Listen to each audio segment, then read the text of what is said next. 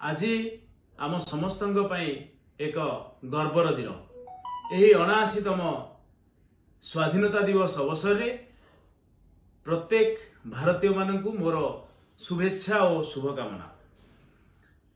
भारतर स्वतंत्रता और संग्राम रे बलिदान देइथिबा प्रत्येक संग्रामी मानकु विनम्र श्रद्धांजलि।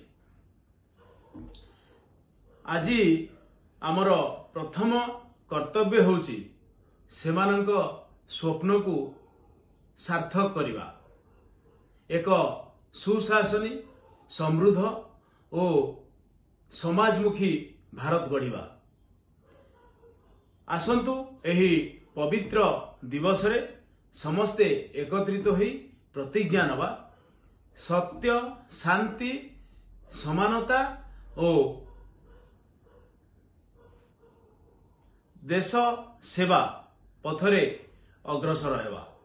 जय हिंद, जय भारत, वंदे उत्कल जननी।